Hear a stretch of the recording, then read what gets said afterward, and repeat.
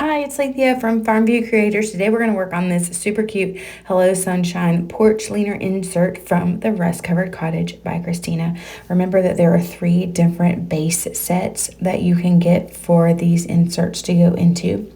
I'm starting by taking my pieces and laying them on my sticky board, and then I'm going to go in with Van Dyke Brown on that top plate and the center of all of the sunflowers. And then I'm going to shake my FolkArt Crackle medium, and I use using a lot of it.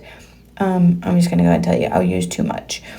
But I did want it to have like really big crackles, so that's why I used a ton. And I almost missed that one center of the sunflower. For the leaves, I'm going to use Vintage Moss. This is an acrylic mineral paint from Paint Couture. I love Paint Couture products. 2 layers of that on all of the leaves, and then I'm going to set them aside to dry for a while. And then on those centers, I'm going to go back in with more of the Van Dyke Brown. This is a semi-gel glaze or stain. I use it as a stain a lot, but this time I'm using it as a glaze, and I am just kind of using a mop brush and dabbing it on just places just to give it some more dimension, and I'll wipe it back later. Using a little bit of my leftover stain on that bottom piece before I go in with a sponge dauber and Tuscan Sun acrylic mineral. I'm using a sponge dauber because I do not want it to fill in all of those beautiful score lines. And I was dabbing in the top of my lid and that wasn't working, so I grabbed a little piece of my wax paper. Now on that same paper and with the same exact sponge, I'm adding some Spanish Sunrise. And as I go, my paint color will get a little bit lighter, and that's okay because I wanted dimension. So I'm kind of going back and forth, adding the Tuscan Sun and the Spanish Sunrise to my little piece of paper and mixing those together. On the words, I am doing the same thing, just using the remnants of what I've got and kind of just putting some Spanish Sunrise on those and just dabbing them on. I like using a dabber or makeup brush on my words because it helps keep the paint from gooping up in all the nooks and crannies of the letters. And then on the sunflower base, I'm going in with a small flat brush, and I'm just kind of stroking on those outer edge lines of the score lines with that Spanish Sunrise, not being meticulous with it at all, just kind of going at it, just to add some more dimension to that part of the project. And kind of going around all those edges. Just one little pass over each one. On my leaves, I'm going to go in with my Farmhouse linen chalk style paint and a small round brush and just kind of give it some little accent lines along the sides. And then painting the little knobs on the top part of the sign, that same Farmhouse linen. Farmhouse linen is what I'm going to use over top of this.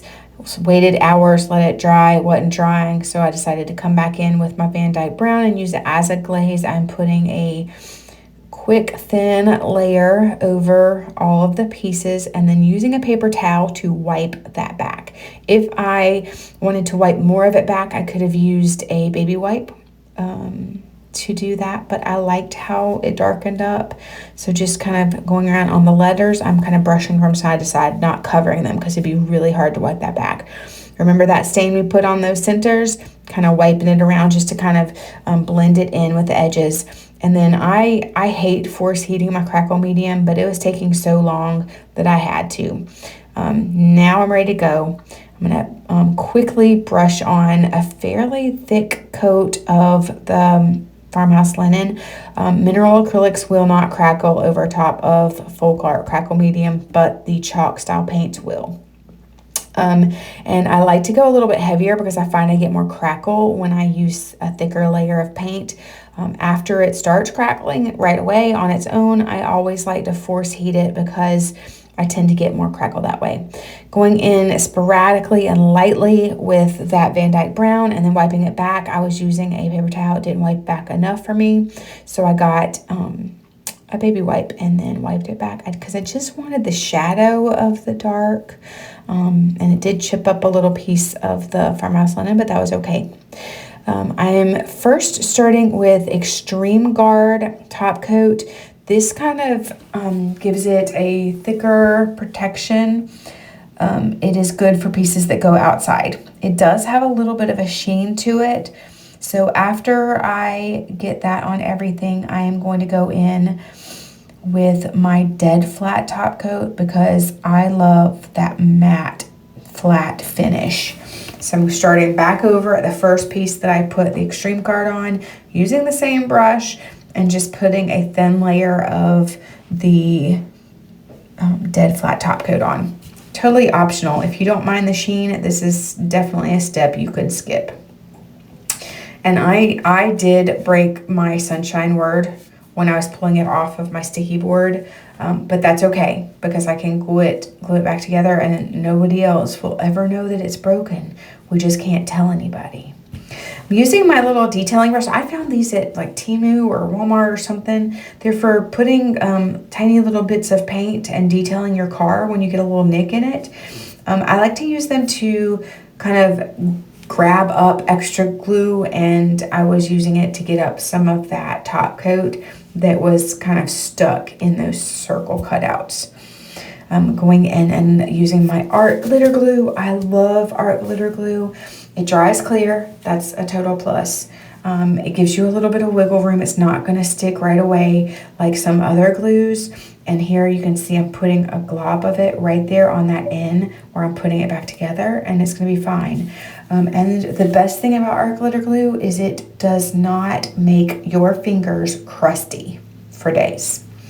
I am a messy crafter, so I get real crusty real fast. And that's what I love about this.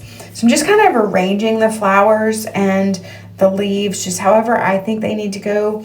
You can arrange them however you want to. I did end up having the leaves adhered to those smaller 3D flowers, but I love how it turned out. Here it is in my signpost and on my front porch. I love it. I hope you did too. If you like this video, please be sure to like and subscribe. Thanks for watching.